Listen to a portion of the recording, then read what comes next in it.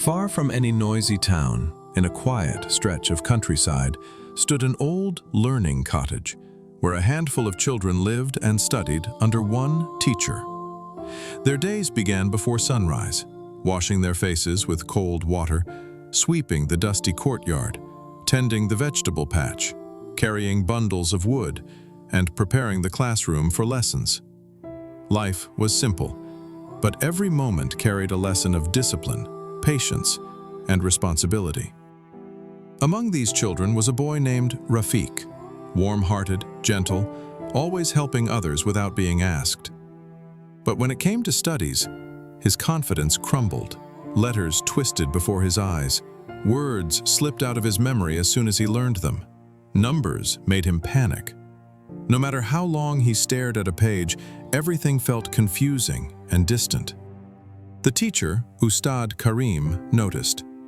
He spent extra minutes with Rafiq, guiding him slowly. "Try again. Follow this shape. Repeat it softly," he said with patient kindness. But even then, Rafiq struggled. Some days he pressed his palms against his forehead in frustration. Some days, tears blurred the letters on the page. And gradually, the other children began to notice. "You still didn't learn that. You're always behind. Maybe studying isn't for you." These comments chipped away at Rafiq's heart. He smiled less. He sat quietly at the back, and every mistake made him shrink deeper into himself. Weeks passed. Months rolled by. While other students moved to the next level, Rafiq remained where he was, still fighting the same letters, still trying to catch words that ran away from him. One evening, after watching him struggle again, Ustad Karim called him aside. "Rafiq," he said gently, "I see how hard you try, but maybe this path isn't yours. Maybe it's time to return home." The words felt like a door closing. Rafiq gathered his small bag and walked away as the sun dipped behind the fields. His steps were slow, his chest heavy. When he reached the old village well, he paused, exhausted, defeated, unsure of who he was without learning. And then, something at the well caught his eye.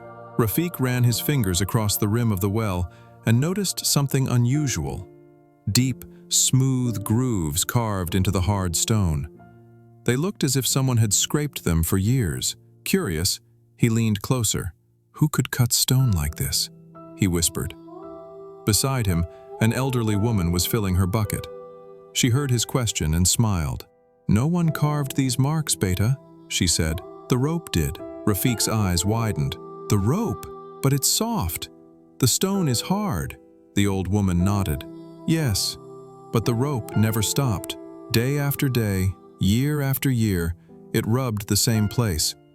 Slow, steady effort, that is more powerful than strength." Her words struck something deep inside him.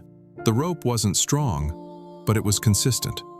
The stone wasn't weak, but it still changed. That night, lying on his simple mattress, Rafiq couldn't sleep. The image of the rope cutting through stone repeated in his mind. If something as soft as a rope can leave its mark, he thought, then maybe my small efforts can leave a mark too. Before dawn, he made a decision. He tied his shoes, picked up his bag, and walked back to the school with a new resolve burning in his chest. When Ustad Karim opened the door, surprised to see him so early, Rafiq bowed his head. "Ustad, please let me try again. I know I'm slow, I know I forget, but I will work harder than before. I won't stop anymore." The teacher studied the determination in his eyes and slowly nodded.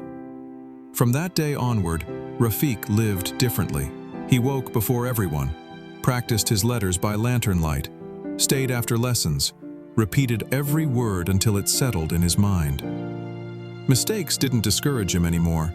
They became steps. Laughter from classmates didn't break him. It pushed him forward. Weeks turned into months, months into years. Slowly, the impossible became possible. Rafiq read stories with ease. He solved problems others avoided. His memory strengthened. His fear dissolved. The boy once left behind became the student everyone admired. When he grew older, Rafiq became a respected scholar, writing books, teaching others, and sharing the lesson that changed his life. Consistency can break stone. Effort can rewrite destiny. And no dream is too far if you return to it every day.